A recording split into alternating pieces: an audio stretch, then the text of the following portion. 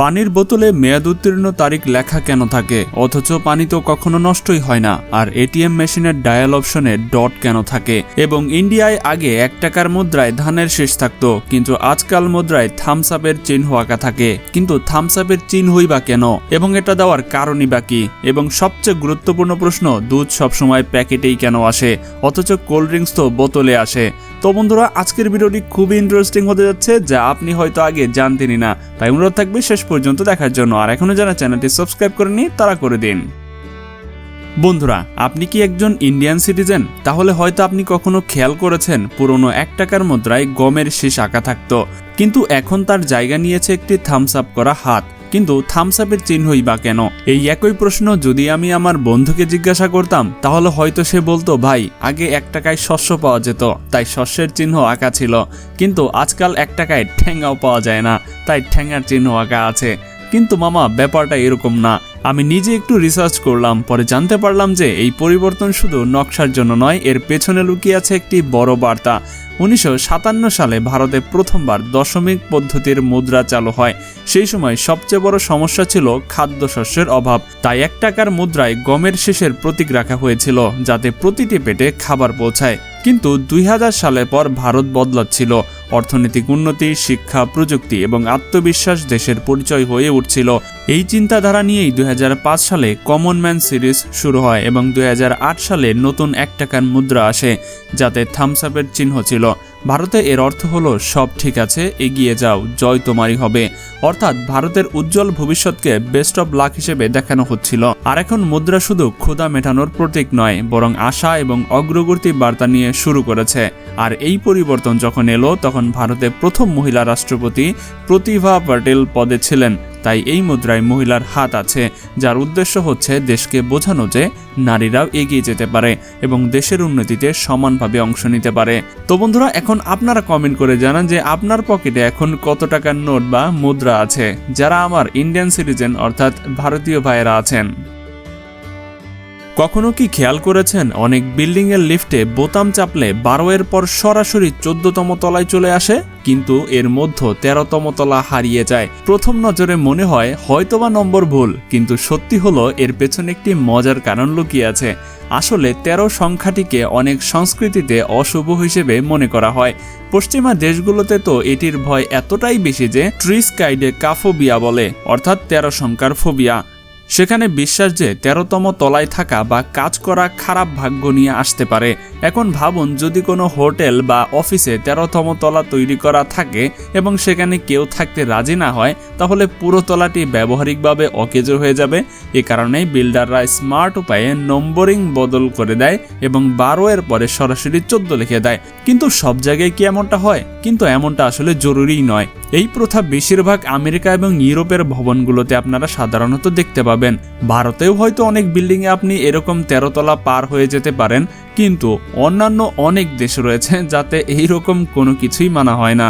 যারা সাধারণত এগুলোতে বিশ্বাস করে না, সেই সব দেশেই মূলত এসবের কিচ্ছুই হয় না। কিন্তু কিছু কিছু দেশ আছে যারা এসবে বিশ্বাস না করলেও বিল্ডাররা আন্তর্জাতিক ট্রেন্ড অনুসরণ করে 13তম তলা বাদ দিয়ে 14তম তলায় চলে যায়। আপনি কি কখনো খেয়াল করেছেন, পানির বোতলে মেয়াদ উত্তীর্ণ তারিখ লেখা থাকে, কিন্তু পানি তো কখনো নষ্টই হয় না ভাই? তাহলে এই তারিখ শেষ পর্যন্ত কেনই বা থাকে? কি সত্যিই পানীয় কি মেয়াদ উত্তীর্ণ হয়ে যায়? ভাবলেই মস্তিষ্ক উল্টো দিকে চলতে শুরু করে, তাই না? কিন্তু আসল গল্পটা একটু আলাদা। আসলে পানি তো পরিষ্কার এবং বিশুদ্ধ থাকে, বছরের পর বছর যেমন তেমনই থাকে। কিন্তু যে বোতল, মানে প্লাস্টিকের তৈরি যে বোতলটা রয়েছে, সেটা ধীরে ধীরে পুরনো হতে শুরু করে। সময়ের সাথে সাথে প্লাস্টিক থেকে ছোট ছোট রাসায়নিক পানিতে মিশতে শুরু করে এবং এগুলো আমাদের স্বাস্থ্যের জন্য একদমই ভালো না। এ কারণেই কোম্পানিগুলো বোতলের ওপরে মেয়াদ উত্তীর্ণ তারিখ লিখে দেয়, যাতে আমরা জানতে পারি যে কতদিন পর্যন্ত এই বোতল ও পানি নিরাপদ থাকবে। না হলে আমরা ভুলে বছরের পর বছরে রাখা পানি পান করতে থাকবো এবং পরবর্তীতে স্বাস্থ্যর ঝুঁকিতে পড়ব। পানির কোনো দোষ নেই, কিন্তু বোতল উপাদান পুরনো হয়ে যায়। এটি দেখে মানুষ অবাক হয়ে যায় যে, আরে, পানি তো কখনো নষ্টই হয় না, তাহলে এই তারিখ আবার কিসের? কিন্তু আসলে এই তারিখ আমাদের স্বাস্থ্যের যত্ন নেওয়ার জন্য। এটা পানি ঠিক থাকার কোনো ডেট না, এটা হচ্ছে বোতল কতদিন টিকবে সেটার ডেট, যাতে আমরা নিশ্চিত ক্ষতি থেকে বেঁচে থাকতে পারি। কখনো কি লক্ষ্য করেছেন রেলওয়ে স্টেশনের সব ঘড়ি একরকম কেন হয়? প্রতিটি প্ল্যাটফর্মে সেই একই গোলাকার সাদা ব্যাকগ্রাউন্ড এবং কালো সংখ্যা, যেখানে প্রতিটি ঘড়ির নকশা কপি পেস্ট করা হয়েছে। আসলে এই নকশা এমনিই বাছাই করা হয়নি, রেলওয়ে বিশেষভাবে এই কারণে ঠিক করেছে যাতে ভিড় ভরা স্টেশনে সবাই দূর থেকে সহজেই ঘড়ি চিনতে পারে। গোলাকার আকৃতি এজন্যই যাতে কেউ একে বোর্ড বা অন্য কিছু ভেবে না বসে। সাদা ব্যাকগ্রাউন্ড যাতে ধুলো বা আলোতেও সংখ্যাগুলো স্পষ্ট দেখা যায়। মোটা কালো সংখ্যা যাতে যে কোনো বয়সের মানুষ দ্রুত নজর দিয়ে পড়তে পারে। এবং সবচেয়ে মজার বিষয় হচ্ছে এই নকশাটি এত বছর ধরে একই রয়েছে, কারণ এটি সবচেয়ে সহজ এবং কার্যকরী উপায়। না হলে আলাদা আলাদা নকশা লাগালে মানুষ বিভ্রান্ত হয়ে পড়বে। তাই পরের বার স্টেশনে ঘড়ি দেখলে বুঝতে যাবেন যে এটি শুধু ঘড়ি নয়, সবার জন্য তৈরি করা একটি স্মার্ট নকশা যা ট্রেনের আগে আপনার মস্তিষ্ককে সামলায়। একটু ভাবুন, আপনি কোনো উঁচু বিল্ডিংয়ের 40তম তলায় দাঁড়িয়ে আছেন এবং হঠাৎ ইচ্ছা হলেও জানালা খুলে তাজা বাতাস নেওয়ার, কিন্তু যেইমাত্র জানালা খুলতে যাবেন বুঝতে পারবেন জানালাগুলো তো খোলাই হয় না।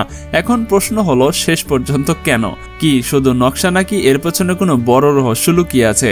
আসল ব্যাপার হচ্ছে উপরের বাতাস কোনো রোমান্টিক বাতাস নয় যেমনটা আমরা সিনেমায় দেখি। সেখানে বাতাসের গতি এত তীব্র হয় যে যদি জানালা খোলা থাকে তবে তা আপনাকে সতেজতা দেওয়ার বদলে সরাসরি বাইরে ছুঁড়ে ফেলে দেবে, যেন আপনি সুপারম্যান। দ্বিতীয় কারণ হচ্ছে নিরাপত্তা। যদি এত উঁচুতে জানালা খোলা থাকে এবং কেউ একটু বেশি সাহসী হয়ে জানালার কাছে চলে যায় এবং পা পিছলে পড়ে যায় এবং সেখানে দুর্ঘটনা ঘটতে পারে, তবে তাকে চিরকালের জন্য উপরেই থাকতে হবে। তৃতীয় কারণ হচ্ছে শক্তি নিয়ন্ত্রণ।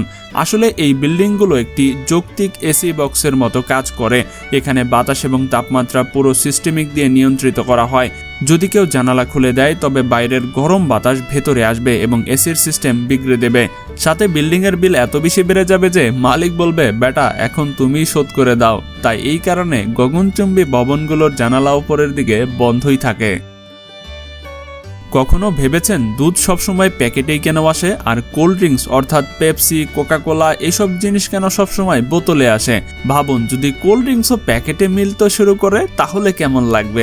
একদম আজব ব্যাপার, তাই না? যেমন কেউ বলে, ভাইয়া 1 প্যাকেট কোকাকোলা দিন।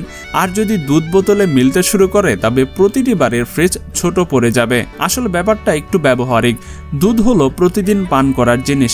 সকালে চায়ের জন্য, বাচ্চাদের জন্য, দই বানানোর জন্য এটা এতটাই সস্তা এবং হালকা হয় যে দ্রুত ব্যবহার করতে হয়। তাই এটাকে সস্তা এবং হালকা রাখতে হয় এবং দ্রুত ব্যবহার করতে হয়, না হলে নষ্ট হবার সম্ভাবনা বেড়ে যায়। তাই দুধকে প্যাকেটে প্যাক করা হয়, যা সস্তা পড়ে এবং ব্যবহারের পর রিসাইকেলও করা যায়।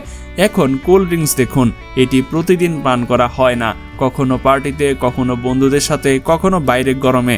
তাই এর শেলফ লাইন অর্থাৎ টিকে থাকার ক্ষমতা বেশি চাই। বোতলে প্যাক করলে এটি লিক করে না, বেশি দিন চলে এবং দেখতেও স্টাইলিশ এবং মজার লাগে।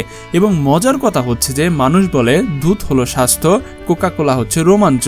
আর সত্যিই তাই, দুধ আমাদের প্রতিদিনের প্রয়োজন, অন্যদিকে কোল্ড ড্রিঙ্ক শুধু মুড বদলানোর জিনিস। কখনো কি লক্ষ্য করেছেন যে এটিএম নাম্বার প্যাডে ছোট ছোট ডট কেন আঁকা থাকে, যেন কোনো রহস্য লুকিয়ে আছে? কিন্তু আসলে এটি কোনো সাজসজ্জা নয়, এটি খুবই বিশেষ কারণে লাগানো হয়েছে। আপনি ভাববেন এই ডট শেষ পর্যন্ত কেন থাকে এবং এটি কার জন্যই বা তৈরি করা হয়েছে? আসলে এই ডটগুলো ব্রেইল লিপির অংশ, যা তাদের জন্য সহায়ক যারা দেখতে পারে না বা কম দেখতে পান। যখন কোনো ব্যক্তি এটিএমে আসে এবং তার পর্দায় কিছু দেখতে না পান, তখন তিনি এই ডটগুলো স্পর্শ করে নম্বর চিনতে পারেন এবং সহজেই লেনদেন করতে পারেন। এভাবেই এই ডটগুলো এটিএমকে সবার জন্য ব্যবহার উপযোগী করে তোলা হয়েছে। ব্রেইল লিপিতে প্রতিটি সংখ্যা এবং অক্ষর বিশেষ বিন্দু আকারে লেখা হয়, যেখানে আঙ্গুল দিয়ে অনুভব করা যায়। এই কারণে এটিএম নম্বর প্যাডে প্রতিটি সংখ্যার সাথে আলাদা আলাদা ডট আঁকা থাকে, যাতে কোনো ব্যক্তি না দেখেই শুধু স্পর্শ করে নম্বর চিনতে কোনো সমস্যা না হয়। এই ডটগুলো বলে যে প্রযুক্তি শুধু স্মার্ট লোকদের জন্য নয়, বরং সবার জন্যই হওয়া উচিত। তাই ছোট ছোট ডটগুলো অনেক বড় বড় দায়িত্ব পালন করে। তো বন্ধুরা, এরকমই আরো মজার মজার ফ্যাক্টস দেখতে ইন্ড স্ক্রিনে দেখানো 4টি ভিডিওর যে কোনো একটা ভিডিও আপনারা দেখে আসতে পারেন।